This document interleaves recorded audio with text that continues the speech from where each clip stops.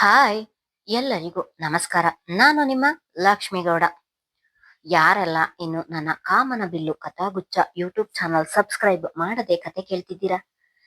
Subscribe ಮಾಡಿ ಕತೆ ಕೇಳಿ. ಹಾಗೆ ನನ್ನ ಕತೆ ನಿಮ್ಮೆಲ್ಲರಿಗೂ ಇಷ್ಟ ಆದ್ರೆ ಕಮೆಂಟ್ ಮಾಡಿ, ಶೇರ್ ಮಾಡಿ.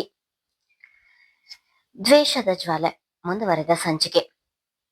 ಆರ್ಯ, ನನ್ನ ಮಗನನ್ನು ನೋಡ್ಬೇಕು ಎನಿಸುತ್ತಿದೆ. ನನ್ನ ಮಗ ನನಗೆ ಬೇಕು ಆರ್ಯ ಎಂದವನು ಜೋರಾಗಿ ಹತ್ತು ಬಿಟ್ಟನು ಮೌರ್ಯ. ಮೌರ್ಯ ತಾಯಿ ತಮ್ಮನ ಎದುರಿಗೆ ಇದೇ ಮೊದಲ ಬಾರಿಗೆ ತನ್ನ ಭಾವನೆಗಳನ್ನು ಹೊರಹಾಕಿರುವುದು. ಇಬ್ಬರಿಗೂ ಅವನು ಅಳುವುದನ್ನು ನೋಡಿ ಆಶ್ಚರ್ಯದ ಜೊತೆಗೆ ದುಃಖ ಕೂಡ ಆಯಿತು. ಮಗನ ಅಳುವಿನ ಜೊತೆಗೆ ತನ್ನ ಅಳುವನ್ನು ಸೇರಿಸಿದ ವಸುಮತಿಯವರು, ಯಾವ ಮುಖ ಹೊತ್ತುಕೊಂಡು ಹೋಗಿ ಮಗುವನ್ನು ಕೇಳ್ತೀಯ ಮೌರ್ಯ? ಈಗ ಆ ಮಗುವಿನ ಮೇಲೆ ನಿನಗೆ ಯಾವ ಅಧಿಕಾರ ಇದೆ ಎಂದು ಕೇಳ್ತೀಯ? ಅವರ ಮಗಳ ಜೀವನವನ್ನು ಹಾಳು ಮಾಡಿ ಅವಳ ಸಾವಿಗೆ ಕಾರಣವಾಗಿದ್ದೀಯ. ಈಗ ಹೋಗಿ ಅವರ ಮುಂದೆ ನಿಂತು ಮಗುವನ್ನು ಕೇಳಲು ಆಗುವುದಾ ಹೇಳು ಎಂದರು. ಅಮ್ಮ, ನಿಜ ಹೇಳ್ತಿದ್ದೀನಿ. ಆವತ್ತು ಸಾರಿಕಾ ನನಗೆ ಕೋಪ ಬರುವ ಹಾಗೆ ಮಾತನಾಡಿದಳು ಎಂದವನು ಅಂದಿನ ಘಟನೆಯನ್ನು ನೆನೆದನು. ಅಂದು ಮೌರ್ಯ ಕುಡಿದು ರ್ಯಾಶ್ ಆಗಿ ಡ್ರೈವ್ ಮಾಡಿಕೊಂಡು ಬರುತ್ತಿದ್ದನು. ಸ್ಕೂಟಿಯಲ್ಲಿ ಬರುತ್ತಿದ್ದ ಸಾರಿಕಾ ರಸ್ತೆಯ ಒಂದು ಬದಿಯಿಂದ ಇನ್ನೊಂದು ಬದಿಗೆ ನಿಧಾನವಾಗಿಯೇ ಇಂಡಿಕೇಟರ್ ಹಾಕಿಕೊಂಡು ಹಿಂದೆ ಮುಂದೆ ನೋಡಿಕೊಂಡು ಬರುತ್ತಿದ್ದಳು. ಆದರೂ ವೇಗವಾಗಿ ಬಂದ ಮೌರ್ಯ ಸಾರಿಕಾಳ ಬೈಕಿಗೆ ಗುದ್ದಿದನು. ಕಾರು ಗುದ್ದಿದ ರಭಸಕ್ಕೆ ಬೈಕಿನ ಜೊತೆ ಸಾರಿಕಾ ಕೂಡ ರಸ್ತೆಗೆ ಬಿದ್ದಳು. ಅವಳು ಹೆಲ್ಮೆಟ್ ಹಾಕಿದ್ದರಿಂದ ತಲೆಗೇನು ಏಟಾಗಲಿಲ್ಲ. ಆದ್ರೆ ಕೈ ರಸ್ತೆಗೆ ಕೊಟ್ಟಿದ್ದರಿಂದ ಮೊಣಕೈ ಬಳಿ ಸ್ವಲ್ಪ ತರಚಿತು. ಕಾರಿನಿಂದ ಇಳಿದು ಬಂದವನು ಅವಳನ್ನು ಇಳಿಸುವ ಗೋಜಿಗೂ ಹೋಗದೆ ಸುಮ್ಮನೆ ಕಾರಿನ ಬಳಿ ಕೈ ಕಟ್ಟಿ ನಿಂತನು ಮೌರ್ಯ. ಅಲ್ಲಿ ರಸ್ತೆಯಲ್ಲಿ ಹೋಗುತ್ತಿದ್ದವರು ಬಂದು ಸಾರಿಕಾಳನ್ನು ಮೇಲಿಳಿಸಿದರು. ರಕ್ತ ಜಿನುಗುತ್ತಿದ್ದ ತನ್ನ ಕೈ ನೋಡಿಕೊಂಡವಳು ಕೈ ಕಟ್ಟಿ ಗತ್ತಿನಲ್ಲಿ ನಿಂತಿದ್ದವನನ್ನು ನೋಡಿ ಕೋಪ ಬಂದಿತು ಅವಳಿಗೆ. ಕನಿಷ್ಠ ಪಕ್ಷ ಏನಾಗಿದೆ ಎಂದು ಬಂದು ನೋಡಲಿಲ್ಲವಲ್ಲ ಎನ್ನುವುದೇ ಅವಳ ಕೋಪವನ್ನು ಹೆಚ್ಚಿಸಿತು. ಆಗಲೇ ಅವಳ ಬಳಿಗೆ ಬಂದು ಒಂದು ಕ್ಷಮೆ ಕೇಳಿ ಹೋಗಿದ್ದರೆ ಸಾರಿಕಾ ಕೋಪ ಮಾಡಿಕೊಳ್ಳುತ್ತಿರಲಿಲ್ಲ. ತಾಳ್ಮೆಯ ಗಣಿ ಅವಳು. ಅಷ್ಟಾಗಿ ಕೋಪ ಮಾಡಿಕೊಳ್ಳುವುದಿಲ್ಲ. ತಾನಾಯ್ತು, ತನ್ನ ಕೆಲಸ ಆಯ್ತು ಎಂದು ಇರುವಂತಹ ಹುಡುಗಿ. ಸಾಗರಿಯ ವ್ಯಕ್ತಿತ್ವಕ್ಕೆ ತದ್ವಿರುದ್ಧದವಳು. ಕೈ ಕಟ್ಟಿ ನಿಂತಿದ್ದ ಮೌರ್ಯನ ಬಳಿಗೆ ಬಂದವಳು, ಇದನ್ನೇನು ಹೈವೇ ಎಂದು ತಿಳಿದಿದ್ದೀಯಾ? ಇಷ್ಟೊಂದು ಫಾಸ್ಟ್ ಆಗಿ ಬಂದು ಗುದ್ದಿದ್ದು ಅಲ್ಲದೆ ಏನಾಯ್ತು ಎಂದು ಕೂಡ ನೋಡದೆ ಹೀಗೆ ದನ ನಿಂತ ಹಾಗೆ ನಿಂತಿದ್ದೀಯಲ್ಲ, ನಿನಗೇನು ಮನುಷ್ಯತ್ವ ಇಲ್ವಾ ಎಂದು ಒಂದೇ ಸಮ ಕೂಗಾಡಿದಳು. ಅವಳ ಮಾತುಗಳನ್ನು ಕೇಳಿ ಇವನಿಗೂ ಕೋಪ ಬಂದಿತು. ಈಗ ನೀವೇನು ಸತ್ತು ಹೋಗಿಲ್ಲವಲ್ಲ, ನನ್ನ ಎದುರಿಗೆ ನಿಂತು ಮಾತಾಡ್ತಿದ್ದೀಯಾ ತಾನೆ? ಒಂದು ಚೂರು ತರಚಿರುವುದಕ್ಕೆ ಈ ರೀತಿ ಆಡ್ತಿದ್ದೀಯಾ? ದುಡ್ಡು ಬಿಸಾಕ್ತೀನಿ, ಯಾವ್ದಾದ್ರೂ ಹಾಸ್ಪಿಟಲ್ಗೆ ಹೋಗಿ ಟ್ರೀಟ್ಮೆಂಟ್ ತಗೋ ಎಂದು ಅದೇ ಗತ್ತಿನಲ್ಲಿ ಹೇಳಿದನು. ಅವನ ಬಾಯಿಯಿಂದ ಬಂದ ಮದ್ಯದ ವಾಸನೆಯನ್ನು ನೋಡಿ ಮೂಗು ಮುಚ್ಚಿದವಳು, ಕುಡಿದು ಬಂದು ನನ್ನ ಬೈಕಿಗೆ ಗುದ್ದಿದ್ದು ಅಲ್ಲದೆ ಹಣ ಬಿಸಾಕ್ತೀನಿ ಎಂದು ಹೇಳ್ತೀಯಾ? ಮನುಷ್ಯನ ಪ್ರಾಣವನ್ನು ಹಣದಿಂದ ಅಳೆಯುವ ನಿನ್ನಂತವನಿಗೆ ಯಾವ ಭಾಷೆಯಲ್ಲಿ ಹೇಳಬೇಕು ಎಂದು ತಿಳಿಯುತ್ತಿಲ್ಲ. ಈ ರೀತಿ ಮಾತನಾಡಲು ನಿನಗೆ ನಾಚಿಕೆಯಾಗುವುದಿಲ್ವಾ? ಥೂ ನಿನ್ನ ಜನ್ಮಕ್ಕೆ ಎಂದಳು. ಅವಳ ಈ ಮಾತುಗಳು ಮೌರ್ಯನ ಕೋಪವನ್ನು ಏರುವಂತೆ ಮಾಡಿದವು. ಒಡನೆಯೇ ಅವಳ ಮುಡಿ ಹಿಡಿದು, ನನ್ನ ಎದುರಿಗೆ ನಿಂತು ಹೀಗೆಲ್ಲ ಮಾತನಾಡಲು ಯಾವಳೆ ನೀನು? ಎಷ್ಟು ಧೈರ್ಯ ಇದ್ರೆ ಈ ರೀತಿ ಮಾತಾಡ್ತೀಯ ಎಂದು ಅದೇ ಕೋಪದಲ್ಲಿ ಹೇಳಿದನು. ಅವನು ಮುಡಿ ಹಿಡಿಯುತ್ತಿದ್ದ ಹಾಗೆ ಮುಖ ಕಿವುಚಿ ಕೋಪಗೊಂಡವಳು ಬೀಸಿ ಅವನ ಕೆನ್ನೆಗೆ ಬಾರಿಸಿದಳು. ಸಾರಿಕಾ ಹೊಡೆದದ್ದು ಎಲ್ಲರ ಎದುರಿಗೂ ಅವಮಾನವಾಯಿತು. ನನ್ನ ಕೆನ್ನೆಗೆ ಹೊಡೆದು ಎಲ್ಲರ ಎದುರಿಗೂ ಅವಮಾನ ಮಾಡ್ತೀಯ ಅಲ್ವಾ? ಇದರ ಪರಿಣಾಮ ಏನಾಗುವುದು ಎನ್ನುವುದನ್ನು ಈಗಲೇ ನಿನಗೆ ತೋರಿಸುತ್ತೇನೆ ಎಂದವನೇ ಬಲವಂತದಿಂದ ಅವಳ ಕೈ ಹಿಡಿದು ಎಳೆದುಕೊಂಡು ಹೋಗಿ ಕಾರಿನ ಒಳಗೆ ದೂಡಿದನು. ತಾನು ಡ್ರೈವರ್ ಸೀಟಿನಲ್ಲಿ ಕುಳಿತು ಗಾಳಿಯಷ್ಟೇ ವೇಗವಾಗಿ ಅಲ್ಲಿಂದ ಹೊರಟನು. ಅದಾಗಲೇ ಕುಡಿದು ನಶೆಯಲ್ಲಿರುವವನಿಗೆ ತಾನೇನು ಮಾಡುತ್ತಿದ್ದೇನೆ ಎನ್ನುವ ಪರಿಜ್ಞಾನ ಇಲ್ಲ. ಕೋಪದ ಕೈಗೆ ಬುದ್ಧಿ ಕೊಟ್ಟು ಕೆಟ್ಟ ಕೆಲಸಕ್ಕೆ ಕೈ ಹಾಕಿದನು. ಅಲ್ಲಿ ನಿಂತಿದ್ದವರೆಲ್ಲರೂ ದೊಡ್ಡವರ ಸಹವಾಸ ನಮಗೆ ಬೇಡ ಎಂದು ಸುಮ್ಮನೆ ಸಿನಿಮಾ ನೋಡುತ್ತಾ ನಿಂತಿದ್ದರು. ಅವಳನ್ನು ಫಾರ್ಮ್ ಹೌಸಿಗೆ ಎಳೆದುಕೊಂಡು ಹೋದವನು ಸಾರಿಕಾ ಎಷ್ಟೇ ಕೂಗಿಕೊಂಡರೂ ಬೇಡಿಕೊಂಡರೂ ಅವಳನ್ನು ಬಿಡದೆ ಮೃಗದ ಹಾಗೆ ಅವಳ ಮೇಲೆರಗಿದನು. ಅಂದಿನ ದಿನವನ್ನು ನೆನೆದವನು, ಆವತ್ತು ನಾನು ಮಾಡಿದ್ದು ತಪ್ಪು ಎನಿಸಿತು ಅಮ್ಮ. ಆ ಘಟನೆ ಆದ ನಂತರ ಅದೇ ರಸ್ತೆಯಲ್ಲಿ ಒಂದೆರಡು ಬಾರಿ ಅವಳನ್ನು ಹುಡುಕಿದೆ. ಆದ್ರೆ ಅವಳು ಎಲ್ಲೂ ಸಿಗ್ಲಿಲ್ಲ. ಅವಳು ಯಾರು ಎಂದು ನನಗೆ ಗೊತ್ತಿರಲಿಲ್ಲ. ಆದ್ರೆ ನನ್ನ ಬಗ್ಗೆ ಡೀಟೇಲ್ಸ್ ಕಲೆಕ್ಟ್ ಮಾಡಿದವಳಿಗೆ ನಾನು ಯಾರು ಎಂದು ಗೊತ್ತಿತ್ತಲ್ಲ. ಒಮ್ಮೆಯಾದರೂ ನನ್ನ ಬಳಿ ಬಂದು ಈ ರೀತಿ ತಾಯಿಯಾಗುತ್ತಿದ್ದೇನೆ ಎಂದು ಹೇಳಿದ್ದರೆ ಖಂಡಿತ ನಾನವಳನ್ನು ಮದುವೆಯಾಗುತ್ತಿದ್ದೆ ಅಮ್ಮ. ಸಾರಿಕಾ ನನ್ನಿಂದ ವಿಷಯ ಮುಚ್ಚಿಟ್ಟಳು ಎಂದವನ ಕಣ್ಣಿನಿಂದ ನೀರು ಇಳಿಯುತ್ತಲೇ ಇದ್ದವು. ಅವಳ ಮೇಲೆ ದೌರ್ಜನ್ಯ ನಡೆಸಿ ತಪ್ಪು ಮಾಡಿದ್ದು ನೀನು. ಬೇರೆ ಹೆಣ್ಣು ಮಕ್ಕಳಾಗಿದ್ದರೆ ನಿನ್ನನ್ನು ಕಾನೂನಿಗೆ ಒಪ್ಪಿಸಿ ಜೀವಾವಧಿ ಶಿಕ್ಷೆ ಕೊಡಿಸುತ್ತಿದ್ದರು. ಆದ್ರೆ ಆ ಹುಡುಗಿ ಹಾಗೆ ಮಾಡ್ಲಿಲ್ಲ. ತುಂಬಾ ಸ್ವಾಭಿಮಾನಿ ಅನಿಸುತ್ತೆ. ಅವಳು ಒಳ್ಳೆಯವಳಾಗಿರುವುದಕ್ಕೆ ನೀನು ಶಿಕ್ಷೆಯಿಂದ ತಪ್ಪಿಸಿಕೊಂಡಿದ್ದೀಯ. ಆ ಹುಡುಗಿಯ ದೃಷ್ಟಿಯಲ್ಲಿ ನೀನು ರಾಕ್ಷಸನಾಗಿದ್ದೀಯ. ಹಾಗಿದ್ದಾಗ ನಿನ್ನ ಬಳಿ ಬಂದು ನಿನ್ನ ಮಗು ನನ್ನ ಹೊಟ್ಟೆಯಲ್ಲಿ ಬೆಳೆಯುತ್ತಿದೆ, ನನ್ನನ್ನು ಮದುವೆಯಾಗು ಎಂದು ಹೇಗೆ ಹೇಳುತ್ತಾಳೆ? ನಿನ್ನಂತವನ ಸಹವಾಸ ಬೇಡ ಎಂದು ದೂರವೇ ಉಳಿದಿದ್ದಾಳೆ. ಮನಸ್ಸಿಗೆ ತುಂಬಾ ಒತ್ತಡ ತೆಗೆದುಕೊಂಡಿದ್ದಳು ಎನಿಸುತ್ತದೆ. ಅದಕ್ಕೆ ಹೆರಿಗೆ ಕಷ್ಟವಾಗಿ ತೀರಿಕೊಂಡಿದ್ದಾಳೆ. ಅವಳು ಹೆರಿಗೆ ಸಮಯದಲ್ಲಿ ಸತ್ತರೂ ಕೂಡ ಅವಳ ಸಾವಿಗೆ ನೇರ ಕಾರಣ ನೀನೇ ಆಗ್ತೀಯ. ಅಂಥದ್ರಲ್ಲಿ ಹೋಗಿ ಮಗುವನ್ನು ಕೊಡಿ ಎಂದು ಕೇಳಲು ಆಗುತ್ತಾ? ಸುಮ್ಮನಿದ್ದು ಬಿಡು ಎಂದರು. ಇಲ್ಲ ಅಮ್ಮ, ವಿಷಯ ತಿಳಿದಾಗಿನಿಂದ ಮಗುವಿನ ಮುಖವೇ ನನ್ನ ಕಣ್ಣ ಮುಂದೆ ಬರುತ್ತಿದೆ. ಎಷ್ಟೇ ಸಮಾಧಾನವಾಗಿ ಇರಬೇಕು ಎಂದುಕೊಂಡರೂ ಮನಸ್ಸಿಗೆ ನೆಮ್ಮದಿ ಇಲ್ಲ. ಅವನು ನನ್ನ ಮಗ ಅಮ್ಮ, ನನ್ಗೆ ಬೇಕು, ನೀನೇ ಮಗುವನ್ನು ಕೊಡಿಸು ಎಂದು ಮಗುವಿನಂತೆ ಕೇಳಿಕೊಂಡನು. ಅಣ್ಣ, ಯಾಕೆ ಹೀಗೆಲ್ಲ ಮಾತಾಡ್ತಿದ್ದೀಯ? ನೀನು ಏನೇ ಮಾಡಿದ್ರೂ ಅವರು ಮಗುವನ್ನು ಕೊಡುವುದಿಲ್ಲ. ಅದಕ್ಕೂ ಮೀರಿ ಕಾನೂನಿನ ಮೂಲಕ ನೀನು ಮಗುವನ್ನು ಪಡೆದುಕೊಳ್ಳುತ್ತೇನೆ ಎಂದು ಹೋದರೆ ಮಗು ನಿನ್ನ ಕೈಗೆ ಸಿಗುವುದಿಲ್ಲ. ಬದಲಾಗಿ ನಿನಗೆ ಶಿಕ್ಷೆಯಾಗುತ್ತೆ. ಮಗುವಿನ ಆಸೆಯನ್ನು ಬಿಟ್ಟು ಬಿಡು ಎಂದನು ಮೌರ್ಯ. ಇಲ್ಲ ಆರ್ಯ, ಸಾಗರಿಯ ಕಾಲಿಗೆ ಬಿದ್ದು ಕ್ಷಮೆ ಕೇಳ್ತೀನಿ. ಅವಳೇನು ಶಿಕ್ಷೆ ಕೊಟ್ಟರೂ ಅನುಭವಿಸುತ್ತೇನೆ. ಆದ್ರೆ ನನ್ನಿಂದ ನನ್ನ ಮಗನನ್ನು ದೂರ ಮಾಡಬೇಡ ಎಂದು ಹೇಳುತ್ತೇನೆ. ಈಗಲೇ ನನ್ನನ್ನು ಅವರ ಮನೆಗೆ ಕರೆದುಕೊಂಡು ಹೋಗು ಎಂದನು. ತನ್ನಣ್ಣನ ಮಾತು ಕೇಳಿ ಅವನಿಗೆ ಏನು ಹೇಳುವುದು ಎಂದೇ ತೋಚಲಿಲ್ಲ.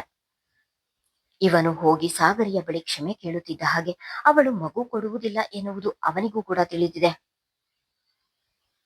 ಬೇಡ ಅಣ್ಣ, ನೀನು ಎಷ್ಟೇ ಕ್ಷಮೆ ಕೇಳಿದರೂ ಕೂಡ ಅವರು ಮಗುವನ್ನು ನಿನಗೆ ಕೊಡುವುದಿಲ್ಲ. ಮಗುವಿನ ವಿಷಯದಲ್ಲಿ ನೀನು ಮನಸ್ಸನ್ನು ಕಲ್ಲು ಮಾಡಿಕೊಳ್ಳಬೇಕು. ಮಾತನಾಡಿ ಆಯಾಸ ಮಾಡಿಕೊಳ್ಳಬೇಡ. ಈಗ ರೆಸ್ಟ್ ಮಾಡು. ಸಂಜೆ ಬಂದು ಮನೆಗೆ ಕರೆದುಕೊಂಡು ಹೋಗ್ತೀನಿ.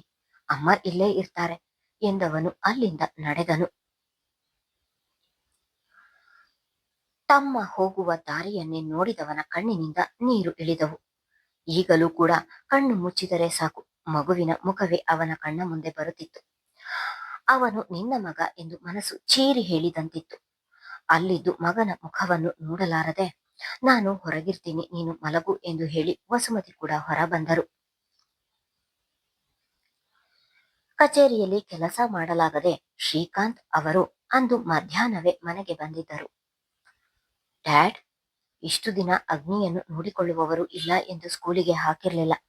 ಈ ಸಲ ಡೈರೆಕ್ಟ್ ಫಸ್ಟ್ ಸ್ಟ್ಯಾಂಡರ್ಡ್ಗೆ ಹಾಕೋಣ ಎಂದು ಗೂಗಲ್ನಲ್ಲಿ ಇಷ್ಟು ಸ್ಕೂಲ್ಗಳನ್ನು ಸರ್ಚ್ ಮಾಡಿದ್ದೇನೆ. ನೀವೊಮ್ಮೆ ನೋಡಿ ಎಂದು ಹೇಳುತ್ತಾ ಲ್ಯಾಪ್ಟಾಪ್ ಅನ್ನು ತನ್ನ ತಂದೆಯ ಎದುರಿಗೆ ಹಿಡಿದಳು. ದೂರದ ಸ್ಕೂಲ್ ಬೇಡ, ನಮ್ಮ ಮನೆಗೆ ಹತ್ತಿರ ಇರುವುದನ್ನು ನೋಡಿ ಎಂದರು ಶ್ರಾವಣಿ. ಶ್ರೀಕಾಂತ್ ಅವರು ಏನು ಮಾತನಾಡದೆ ಸಾಗರಿ ಸರ್ಚ್ ಮಾಡಿದ ಸ್ಕೂಲ್ಗಳನ್ನು ನೋಡುತ್ತಿದ್ದರು. ಸಾಗರಿ, ಮಗುವನ್ನು ಸ್ಕೂಲಿಗೆ ಅಡ್ಮಿಷನ್ ಮಾಡಿಸಲು ಇನ್ನು 2 ತಿಂಗಳು ಟೈಮ್ ಇದೆ. ನಿಧಾನವಾಗಿ ನೋಡಿದರಾಯ್ತು ಬಿಡು ಎಂದವರಿಗೆ ಈಗ ಯಾವುದರ ಮೇಲೂ ಆಸಕ್ತಿ ಇಲ್ಲ. ತಂದೆಯ ಮಾತಿಗೆ ಅವಳೇನು ಮಾತನಾಡಲಿಲ್ಲ. ಅಡಿಗೆ ಆಗಿದೆ, ಬನ್ನಿ ಊಟ ಮಾಡೋಣ ಎಂದು ಇಬ್ಬರ ಕಡೆ ನೋಡುತ್ತಾ ಹೇಳಿದರೆ, ಅಮ್ಮ, ನನಗೆ ಈಗ್ಲೇ ಹಸಿವಿಲ್ಲ, ನೀವು ಊಟ ಮಾಡಿ ಎಂದಳು. ಸಾಗರಿಯ ಮಾತುಗಳನ್ನು ಕೇಳಿ ಕೋಪ ಏರಿತು ಶ್ರಾವಣಿಯವರಿಗೆ. ಅವಳು ಮನೆಗೆ ಬಂದಾಗಿನಿಂದಲೂ ಊಟ ತಿಂಡಿ ಸರಿಯಾಗಿ ಮಾಡದೇ ಇರುವುದರಿಂದ ಮೊದಲೇ ಅಸಮಾಧಾನದಲ್ಲಿ ಇದ್ದವರು, ಸಾಗರಿ, ಏನಾಗಿದೆ ನಿನಗೆ? ಯಾಕೆ ಹೀಗೆ ಆಡ್ತಿದ್ದೀಯಾ? ಬೆಳಿಗ್ಗೆಯೂ ಹೀಗೆ ಬೇಡ ಎನ್ನುತ್ತಿದ್ದೆ. ನಾನು ಬಲವಂತ ಮಾಡಿ ಕೊಟ್ಟಿದ್ದಕ್ಕೆ 1 ಚಪಾತಿಯನ್ನು ತಿಂದು ಸುಮ್ಮನಿದ್ದೀಯ. ನಿನ್ನ ಹೊಟ್ಟೆಗೆ 1 ಚಪಾತಿ ಸಾಕಾಗುತ್ತಾ? ಈಗ ಊಟ ಮಾಡು ಬಾ ಅಂದ್ರೆ ಆಮೇಲೆ ಮಾಡ್ತೀನಿ ಎಂದು ಹೇಳ್ತಿದ್ದೀಯಾ? ಯಾಕೆ ಹೀಗೆ ಆಡ್ತಿದ್ದೀಯಾ? ಆ ಮನೆಯನ್ನು ಬಿಟ್ಟು ಬಂದಿದ್ದಕ್ಕೆ ಇಷ್ಟು ಬೇಜಾರಿನಲ್ಲಿ ಇದ್ದೀಯಾ? ಅಥವಾ ಮತ್ತೆ ನೀನು ಆ ಮನೆಗೆ ಹೋಗ್ಬೇಕು ಎಂದು ಯೋಚಿಸುತ್ತಿದ್ದೀಯಾ ಎಂದು ಕೋಪದಲ್ಲಿ ಕೂಗಾಡಿದರು ಶ್ರಾವಣಿ. ಸಾಗರಿ ಏನು ಮಾತನಾಡದೆ ಮೌನವಾಗಿ ಉಳಿದಳು. ಶ್ರಾವಣಿ, ಯಾಕೆ ಹೀಗೆಲ್ಲ ಮಾತಾಡ್ತಿದೀಯ? ಇದು ಅವಳ ಲೈಫ್ ಪ್ರಶ್ನೆ. ಅವಳಿಗೆ ಯೋಚನೆ ಇರುವುದಿಲ್ವಾ ಹೇಳು? ಸ್ವಲ್ಪ ದಿನ ಅವಳ ಪಾಡಿಗೆ ಅವಳನ್ನು ಬಿಟ್ಟು ಬಿಡು ಎಂದರು. ನೀನು ಕೇಳುತ್ತಿಲ್ಲ ಎಂದರು ಶ್ರೀಕಾಂತ್. ನಾನ್ ಬಿಡಲ್ಲ. ಇವಳ ಜೀವನ ಸರಿ ಹೋಗುವವರೆಗೂ ನಾನ್ ಹೀಗೆ ಇರೋದು. ಆಗಿದ್ದೆಲ್ಲವನ್ನು ಮರೆತು ನಿನ್ನ ಮುಂದಿನ ಜೀವನದ ಬಗ್ಗೆ ಯೋಚಿಸು. ಅದು ಬಿಟ್ಟು ಹೀಗೆ ಊಟ ತಿಂಡಿ ಬಿಟ್ಟು ಮಂಕಾಗಿ ಕುಳಿತರೆ ನಾನು ಸುಮ್ಮನಿರುವುದಿಲ್ಲ. ನೀನು ಏನಾದ್ರೂ ಮತ್ತೆ ಆ ಮನೆಗೆ ಹೋಗ್ತೀನಿ ಅಂದ್ರೆ ನನ್ನ ಹೆಣ ದಾಟಿಕೊಂಡು ಹೋಗ್ಬೇಕಾಗುತ್ತೆ ಎಂದು ಕೂಗಿದ ತಾಯಿಯ ಮಾತನ್ನು ಕೇಳಿ ಅಮ್ಮ ಎಂದು ಹೇಳುತ್ತಾ ಎದ್ದು ನಿಂತಳು ಸಾಗರಿ. ನಾನು ಸುಮ್ಮನೆ ಹೇಳ್ತಿದ್ದೇನೆ ಎಂದು ತಿಳಿಬೇಡ. ನನ್ ಮಗಳನ್ನು ತಿಂದುಕೊಂಡ ಮನೆಗೆ ನಿನ್ನನ್ನು ಮತ್ತೆ ಕಳಿಸಲು ನನಗೆ ಇಷ್ಟ ಇಲ್ಲ. ಆಮೇಲೆ ತಿಂತೀನಿ ಎನ್ನುವುದೆಲ್ಲವನ್ನು ಬಿಟ್ಟು ಹೊತ್ತಿಗೆ ಸರಿಯಾಗಿ ತಿನ್ನು ಎಂದು ಗದರಿ ಅಲ್ಲಿಂದ ನಡೆದರು. ತಾಯಿ ಆಡಿದ ಮಾತುಗಳನ್ನು ಕೇಳಿ ಸಾಗರಿಗೆ ಅಲ್ಲಿ ಇರಲು ಆಗದೆ ತನ್ನ ಕೋಣೆಯ ಕಡೆ ನಡೆದಳು. ಇತ್ತ ಶ್ರೀಕಾಂತ್ ಅವರು ಹೆಂಡತಿಯ ಮಾತುಗಳನ್ನು ಕೇಳಿ ತಲೆಯ ಮೇಲೆ ಕೈ ಹೊತ್ತು ಕುಳಿತರು. ಅವಳ ರೂಮಿಗೆ ಬಂದ ಸಾಗರಿ ಅಂಗಾತ ಮಲಗಿ ಯೋಚಿಸುತ್ತಾ ಹಾಗೆ ಕಣ್ಣು ಮುಚ್ಚಿದಳು. ಆಗ ಅವಳ ಕಣ್ಣ ಮುಂದೆ ಬಂದದ್ದು ಆರ್ಯ. ಅಂದು ರೆಸ್ಟೋರೆಂಟ್ ಅಲ್ಲಿ ಅವಳಿಗೆ ಪ್ರಪೋಸ್ ಮಾಡಿದ ದೃಶ್ಯ ಕಣ್ಣ ಮುಂದೆ ಬಂದಿತು. ನಂತರ ಇನ್ನೊಂದು ದಿನ ರೂಮಿನಲ್ಲಿ ಅವನು ಇವಳ ತುಟಿಗೆ ಚುಂಬಿಸಿದ್ದು ನೆನಪಾಗಿ ತಟ್ಟನೆ ಕಣ್ತೆರೆದು ಎದ್ದು ಕುಳಿತಳು. ತನ್ನ ಬೆರಳುಗಳಿಂದ ಮೆಲುವಾಗಿ ತುಟಿಯನ್ನು ಸ್ಪರ್ಶ ಮಾಡಿದಳು. ಆ ದೃಶ್ಯವನ್ನು ನೆನೆದವಳ ಕಣ್ಣು ತುಂಬಿದವು. ಆ ಮನೆಯನ್ನು ಬಿಟ್ಟು ಬಂದ ಮೇಲೆ ಅವಳನ್ನು ಆರ್ಯ ಹಾಗೂ ಅವನ ನೆನಪುಗಳು ಬಹುವಾಗಿ ಕಾಡುತ್ತಿದ್ದವು. ಅದೇ ಆಲೋಚನೆಯಲ್ಲಿ ಕುಳಿತಿರುವಾಗಲೇ ಕೋಣೆಯ ಬಾಗಿಲ ಬಳಿ ನಿಂತು ಸಾಗರಿ ಎನ್ನುವ ಅವಳ ತಂದೆಯ ಧ್ವನಿ ಕೇಳಿಸಿತು. ಒಡನೆಯೇ ತನ್ನ ಕಣ್ಣೀರು ತೊಡೆದುಕೊಂಡವಳು ಬನ್ನಿ ಡ್ಯಾಡ್ ಎಂದಳು. ಶ್ರೀಕಾಂತ್ ಅವರು ಬಾಗಿಲನ್ನು ತೋಡಿಕೊಂಡು ಒಳಬಂದಿದ್ದರು. ನಿನ್ನಮ್ಮ ಆಡಿದ ಮಾತುಗಳ ಬಗ್ಗೆ ಯೋಚಿಸ್ತಿದ್ದೀಯ ಕಂದ ಎಂದರೆ ಇಲ್ಲ ಎಂದು ತಲೆಯಾಡಿಸಿದಳು. ಮಗಳ ಬೇಸರದ ಮುಖವನ್ನು ಅವರಿಗೂ ನೋಡಲು ಆಗುತ್ತಿಲ್ಲ. ಮಗಳ ಸಮೀಪ ಕುಳಿತವರು ಇವತ್ತು ಆರ್ಯನಿಗೆ ಕಾಲ್ ಮಾಡಿದ್ದೆ ಎಂದರು. ತಟ್ಟನೆ ತನ್ನ ತಂದೆಯನ್ನೇ ದಿಟ್ಟಿಸಿ ನೋಡಿದಳು. ನೀನು ಒಂದೇ ಒಂದು ಬಾರಿ ಆರ್ಯನ ಜೊತೆ ಕಾಲ್ ಮಾಡಿ ಮಾತನಾಡಿದರೆ ನಿಮ್ಮಿಬ್ಬರ ಮಧ್ಯೆ ಇರುವ ಮನಸ್ತಾಪ ದೂರವಾಗುತ್ತದೆ ಸಾಗರಿ. ಒಂದು ಸಲ ಕಾಲ್ ಮಾಡಿ ಮಾತನಾಡು ಎಂದರು. ನಾನು ಯಾಕೆ ಅವರ ಜೊತೆ ಮಾತನಾಡಬೇಕು ಡ್ಯಾಡ್? ನಾನು ಮಾತನಾಡುವುದಿಲ್ಲ ಎಂದು ತಟ್ಟನೆ ಹೇಳಿದಳು.